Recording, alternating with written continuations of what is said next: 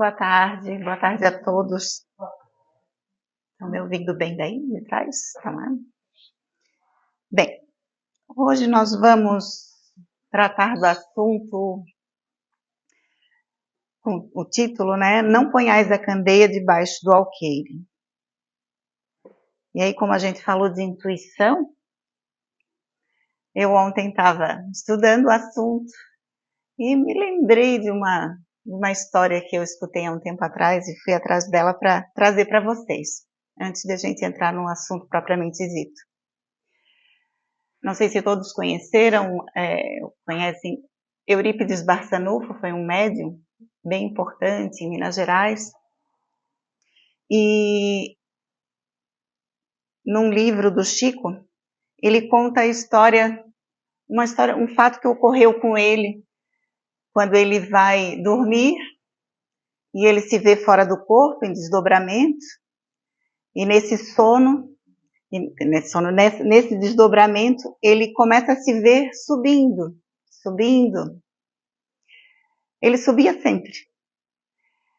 Queria parar e descer, havendo o veículo carnal. Ele tinha o impulso de querer voltar para a terra, mas não conseguia. Braços intangíveis tutelavam-lhe a sublime excursão. Respirava outro ambiente, enxergava a forma leve, respirando num oceano de ar mais leve ainda. Viajou, à maneira de pássaro teleguiado, até que se reconheceu em campina verdejante. Reparava na formosa paisagem quando, não longe, avistou um homem que meditava, envolvido por doce luz. Como que magnetizado pelo desconhecido, aproximou-se. Houve, porém, um momento em que estacou trêmulo. Algo lhe dizia no íntimo para não avançasse mais. E num deslumbramento de júbilo, reconheceu-se na presença de Cristo. Baixou a cabeça, esmagado pela honra imprevista, e ficou em silêncio, sentindo-se como intruso, incapaz de voltar ou seguir adiante. Recordou as lições do cristianismo, os templos do mundo, as homenagens prestadas ao Senhor na literatura e nas artes, e a mensagem dele ecoar entre os homens no curso de quase 20 séculos. Ofuscado pela grandeza do momento, começou a chorar. Grossas lágrimas banhavam-lhe o rosto quando adquiriu coragem e ergueu os olhos. Humilde. Viu, porém, que Jesus também chorava. Trespassado de súbito sofrimento, por ver-lhe o pranto, desejou fazer algo que pudesse reconfortar o amigo sublime, afagar-lhe as mãos ou estirar-se à maneira de um cão leal aos seus pés, mas estava como que chumbado ao solo estranho. Recordou, no entanto, os tormentos do Cristo, a se perpetuarem nas criaturas que até hoje na terra lhe atiram incompreensão e sarcasmo. Nessa linha de pensamento não se conteve, abriu a boca e falou suplicante: Senhor, por que choras? O interpelado não respondeu, mas, desejando certificar-se de que era ouvido, Eurípides reiterou: Choras pelos descrentes do mundo? Enlevado, o missionário do sacramento notou que o Cristo lhe correspondia agora o olhar, e após um instante de atenção respondeu em voz dulcíssima: Não, meu filho, não sofro pelos descrentes aos quais devemos amor. Choro por todos os que conhecem o Evangelho, mas não o praticam. Eurípides não saberia descrever o que se passou então. Como se caísse em profunda sombra ante a dor que a resposta lhe trouxera, desceu e acordou no corpo de carne. Era madrugada, levantou-se e não mais dormiu. E desde aquele dia, sem comunicar a ninguém, a divina revelação que lhe vibrava na consciência entregou-se aos necessitados e aos doentes, sem repouso sequer, um dia, servindo até a morte. E para quem não conhece a história dele, ele serviu até a morte. Ele teve a gripe espanhola e ainda doente. Ele tratou a cada um que bateu à sua porta. sem deixar ninguém para trás, até que as forças se esvaíssem e ele partisse daqui. Mas partiu como um trabalhador do Cristo. Eu lembrei dessa história porque quando a gente fala que não é para deixar a luz, né, embaixo do alqueire, é esse convite que recebemos todos os dias, a oportunidade de estarmos aqui e de levarmos adiante tudo aquilo que a gente sabe, aquilo que a gente tem de melhor. Aquilo que a gente tem de ruim, a gente tem que trabalhar. Mas aquilo que a gente tem de bom, porque todos nós, independente da criatura que viva aqui na face da terra, aquelas a quem a gente olha e às vezes diz assim, meu Deus, essa pessoa é puro ódio. Não. Cada um de nós tem a sua centelha divina interna e tem algo de bom a dar. Todos temos essa capacidade. É que às vezes a gente não utiliza da forma correta.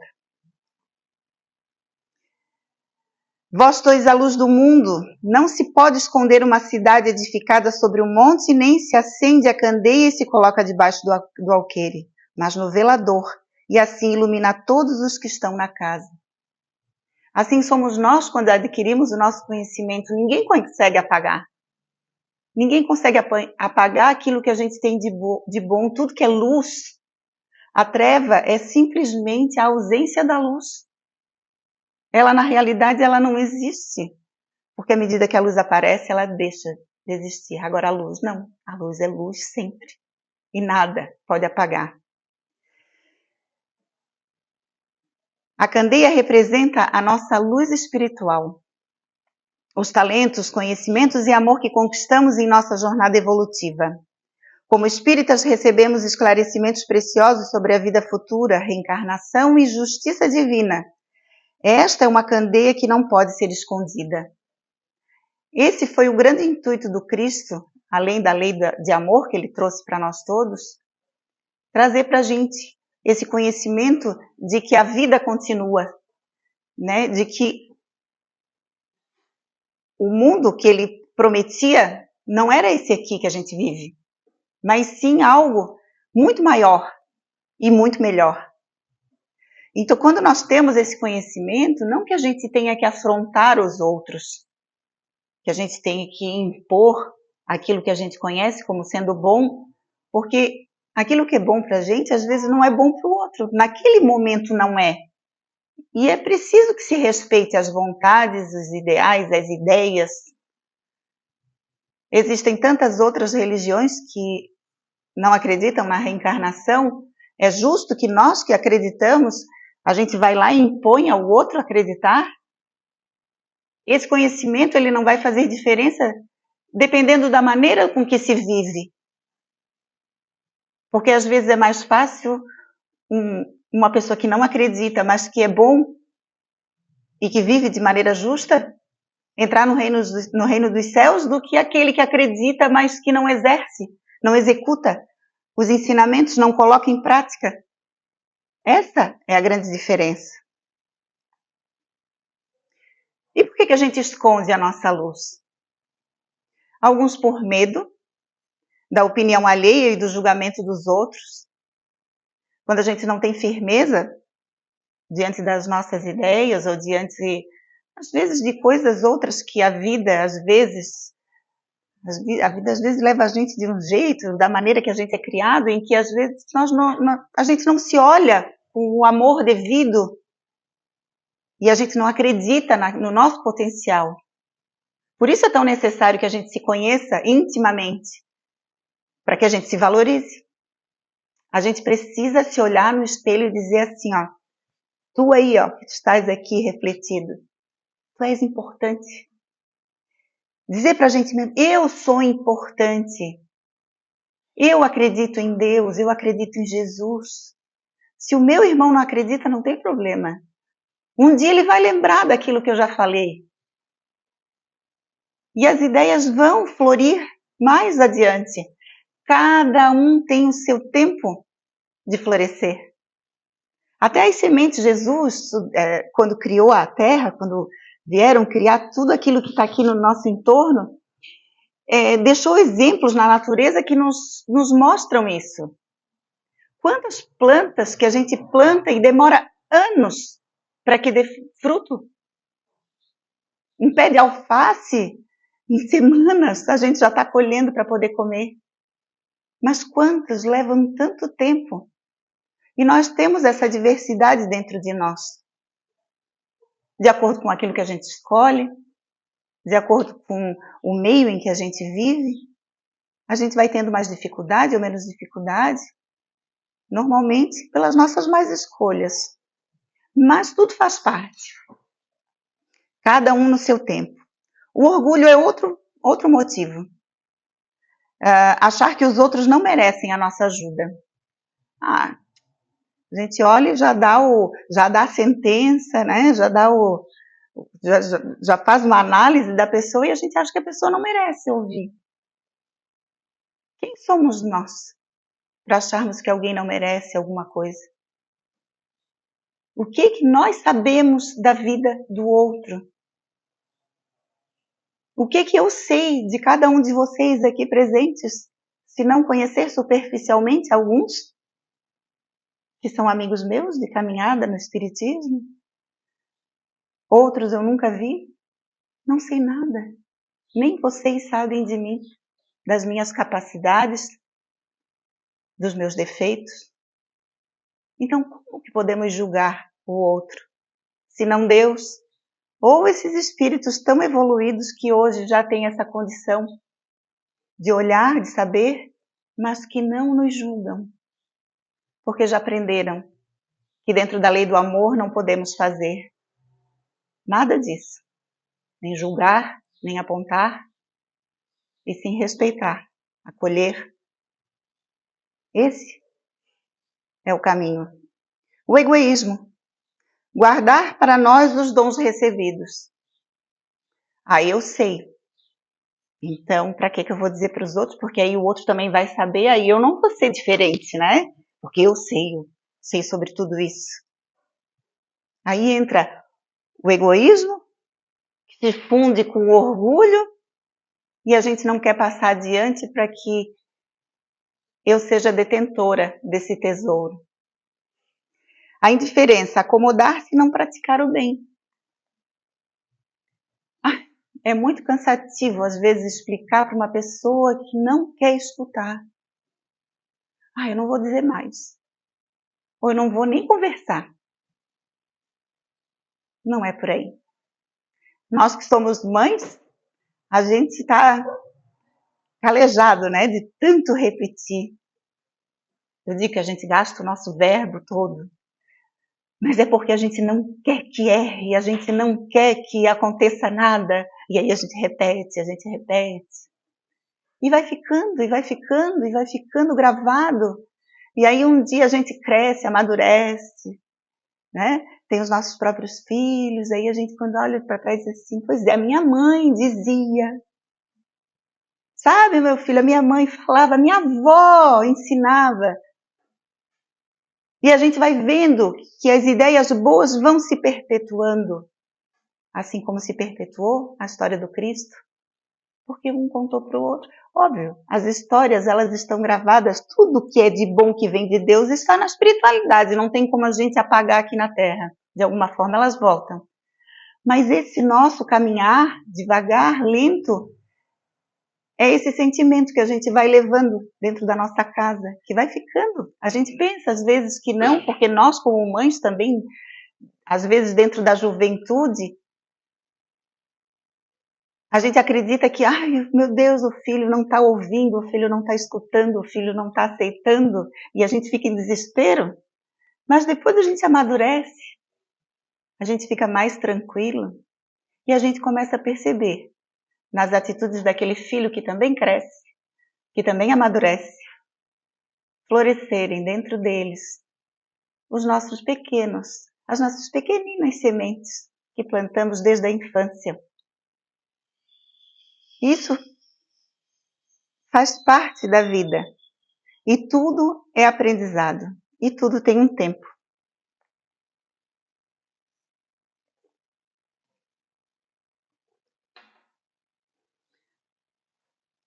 Nunca podemos deixar de consolar alguém pela nossa falta de tempo.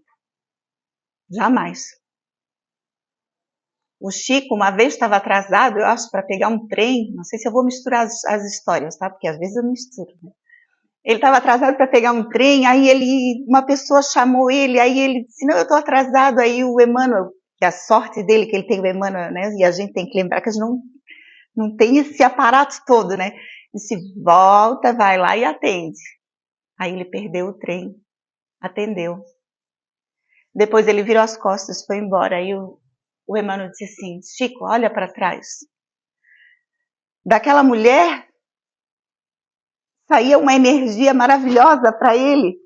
Ele disse, visse, se tu não tivesse ajudado, o que tu ia receber? Né? Tinha a possibilidade dela ter dito, pô, Chico, com tanta coisa que faz, não me atender. A gente sempre ganha. Às vezes a gente acha assim, eu estou perdendo alguma coisa aqui na Terra. Mas a gente tem que pensar sempre naquilo que a gente está ganhando aos olhos de Deus. Não por interesse. Porque ainda que seja por interesse no começo, tudo é exercício. E à medida que se exercita, a gente acaba colocando no nosso dia a dia esse hábito. Se tornou um hábito, pronto, fez parte da nossa vida. E a gente esquece que tem essa questão, né, de que a gente tem que... Estamos como alunos, né, precisamos cumprir as regras, mas as regras elas precisam ser feitas depois com naturalidade, que a gente não precise mais pensar. E assim, a gente vai aprendendo. Silenciar diante de uma palavra de esperança que poderia ser dita. Quantas vezes alguém chega pra gente e fala alguma coisa, a gente tem que ter o cuidado de como falar, porque tudo eu posso, mas nem tudo me convém. Porque tem que dizer a verdade. Não, às vezes a verdade dói demais, da maneira que é dita. Mas a gente... eu podia ter dito, né, poxa, eu sei tanto disso e a pessoa estava com uma angústia, por que eu não auxiliei? É não perder a oportunidade de poder ajudar. A gente, quando conhece o caminho do bem e não pratica por comodismo, porque às vezes a gente tem a síndrome de Gabriela, né? Eu nasci assim, eu cresci assim, você sempre assim. Eu sempre passei por aqui, eu sempre fiz desse jeito. Não vai ser agora que eu vou mudar? A gente pode sempre mudar. Principalmente quando a gente descobre que aquele caminho não é o que a gente fazia, não é o melhor de todos, que a gente pode fazer outro. Dá mais trabalho a gente caminhar por um caminho novo. Porque é um caminho cheio sempre de novidades, de coisas diferentes, e às vezes a gente tem medo do que é diferente, do que é novo. A gente fica inseguro. Mas a gente tem que enfrentar os medos. A nossa luz, ela brilha sempre através das nossas obras. Tudo aquilo que a gente fizer de bom quando a gente retornar ao plano espiritual, ela vai ser sempre equivalente àquilo que a gente fez aqui na Terra. Cada vez que a gente vai e volta, a gente vai adquirindo mais conhecimento, vai fazendo mais coisas e vamos ampliando essa luz nossa. Então a gente tem que ter essa preocupação. A gente investe aqui na Terra. Tem gente que investe em imóveis, em carros, em bens. Tá errado? Não, não tá errado. Tá tudo certo. Mas será que a gente está preocupado também em investir em algo que a gente vai, sabe, a longo prazo? Investimento a longo prazo. Investir naquilo que a gente vai usufruir lá, porque os bens vão ficar todos aqui. Serve para nosso usufruto, para que a gente tenha algum prazer aqui na Terra, ou até segurança, ter uma boa casa, uma casa que não entre vento, que não nos protege, ter um carro para poder circular, isso tudo é importante, é bom. E tá aí que é porque a gente pode conquistar. Mas diante disso tudo, será que eu estou fazendo da forma correta para adquirir as coisas? Será que eu estou respeitando? Será que eu estou trabalhando da forma correta? Então, quando eu faço isso tudo, mas faço com amor, respeitando as pessoas, respeitando as leis, não fazendo nada de errado, eu estou investindo no meu futuro no plano espiritual. Sem contar que nesses meios a gente tem sempre a oportunidade de atender um amigo, de atender um companheiro de trabalho que chega triste, que chega chateado. A gente tirar um tempinho para olhar e perguntar, tá tudo bem contigo? Tô vendo que teu olhar hoje tá meio triste. Ah, mas é uma coisa que é muito longo. Quem sabe a gente vai almoçar junto pra gente conversar. Se tu quiseres, eu tô à tua disposição. São essas pequeninas coisas que Jesus trouxe pra gente. Tão pequeninas que às vezes a gente passa por cima e não percebe. No livro dos Espíritos, na questão 573 a 581, resumindo, diz que cada espírito tem uma missão de utilidade no mundo. Cada um de nós tem uma habilidade, algo que a gente saiba fazer, algo que a gente vem predestinado. Mas sou só dona de casa, só cuido da minha família. Será que... Qual o mérito? Uma pessoa que não se destacou na sociedade, ninguém conhece, ninguém sabe, vive tão em casa cuidando das coisas. É uma função divina, como qualquer outra. Cuidar de um lar, se dedicar. Eu tenho um tio que se destacou sempre no centro espírita, a maioria das pessoas conheceram a figura dele, e a minha tia sempre passou assim, ninguém falou nela. E teve uma homenagem no nosso centro, e eu fiquei assim, nossa, que coisa linda, né? Uma médium viu o meu tio e a minha tia, os dois juntos, quer dizer, ele era uma criatura iluminada, mas ela estava no mesmo patamar. E o que ela fez foi criar os filhos, os netos, cuidar de cada genro, cuidar de cada almoço, de cada roupa lavada, 8 filhos, muito trabalho.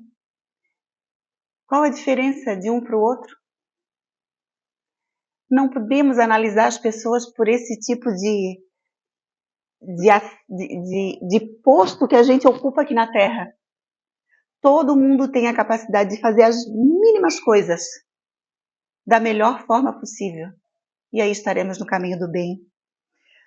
No Evangelho, no capítulo 15, a luz deve ser colocada no velador para iluminar a todos. Pegar a luz, se a gente acender se aqui tivesse tudo escurinho, tivesse uma velinha só, e a gente colocasse ela aqui embaixo, os que estão ali já não enxergar nada.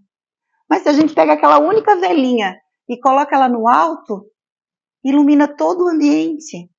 Então é para colocar para todos e nunca para um só, ou nunca para um número. A gente não pode separar. Esse merece, esse aqui eu vou dar, esse aqui eu não vou dar, esse aqui eu vou fazer. É para todos, como Jesus ensinou. E Joana, já que a casa traz o nome dela e homenageia ela com a sua equipe espiritual, ela diz que a luz íntima se expande pela prática constante do bem. A gente está falando sempre da mesma coisa. Sempre da mesma coisa. Cada um falando de um jeitinho. Mas sempre da mesma coisa.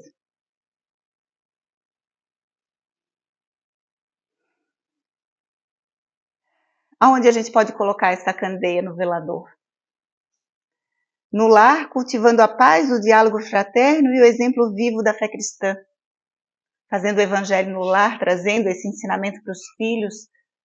Colocando sempre quando eles trazem para dentro de casa as coisas do cotidiano, mostrar sempre como que elas são vistas pelo plano espiritual, porque sempre tem um outro jeito de a gente enxergar.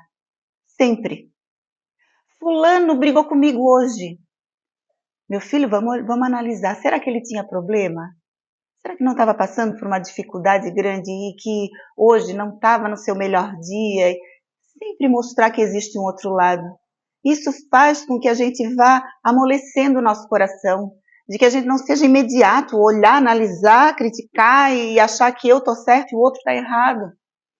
Então, trazer para dentro de casa essa paz. Ser o exemplo de convívio, os casais, Eles são exemplo para os filhos. Normalmente o filho leva o reflexo daquilo que ele viu do pai e da mãe, de como eles se tratam,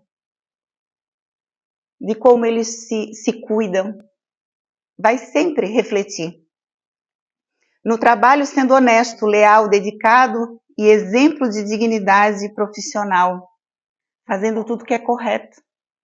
Não nos é lícito cometermos erros dentro de empresas, dentro de lugares, mexendo com coisas que não são nossas, nem tratando as pessoas de forma inadequada. Tudo isso faz parte da convivência. Na sociedade, praticando solidariedade, respeito, cidadania consciente. Tudo aquilo que for bom só para mim e não for bom para minha comunidade não é bom também para mim. Porque eu preciso escolher as coisas que sejam boas para todos e não para um grupo. Aí eu vou estar cometendo um erro que é muito mais grave, porque quando eu erro para aquele que está dentro de casa comigo e para aquele que está próximo, eu erro para uma pessoa. Agora, quando eu faço escolhas que envolvem uma comunidade inteira, eu estou arcando para mim dívidas maiores. Porque eu estou prejudicando uma comunidade toda. É a nossa responsabilidade diante da nossa sociedade. No centro espírita, já que estamos aqui, é colaborando com simplicidade, servindo onde for necessário. Cada gesto de bondade é como acender uma lâmpada no mundo. Um sorriso, uma escuta fraterna, uma visita, uma oração sincera, pequenos gestos que multiplicam a luz divina entre nós. Sempre aquele que traz o bom humor, o sorriso, a gratidão. Gratidão é uma luz divina. São luzes que a gente vai se acendendo e que a nossa terra está tão necessitada. Tantas pessoas discutindo por coisas inúteis. Nós, que já conhecemos a Jesus, precisamos fazer como Eurípides. Não mais olhar para os defeitos, para as coisas ruins, e sim lembrar que nós temos um comandante diante disso tudo, que se chama Jesus Cristo, e que está tudo em ordem, ainda que pareça uma bagunça. Porque estamos em transformação, e toda mudança, toda transformação ocasiona um rebuliço. Mas estamos protegidos por Ele, de acordo com aquilo que eu fizer, de acordo com o que eu vou vibrar. Não há trevas capazes de apagar uma chama, por menor que seja. Que sejamos essa chama a iluminar os caminhos, multiplicando a luz que vem do Cristo. A candeia é o evangelho vivido em nós. O alqueire são as sombras do egoísmo e do medo. Escolhamos sempre colocar nossa luz no velador. Jesus espera da nossa parte que a gente faça o nosso melhor. E é esse o nosso desejo hoje. Que a gente saia daqui melhor do que a gente chegou. E fazendo muito mais do que a gente já fez. Porque condições temos. Sempre com Jesus no coração. Com esse, a gente consegue tudo. Que todos tenham uma boa tarde, muito obrigado pela atenção e que a gente possa colocar tudo isso em prática. Que é o nosso intuito aqui, a gente fala, mas o intuito é colocar isso tudo em prática. Uma boa tarde a todos.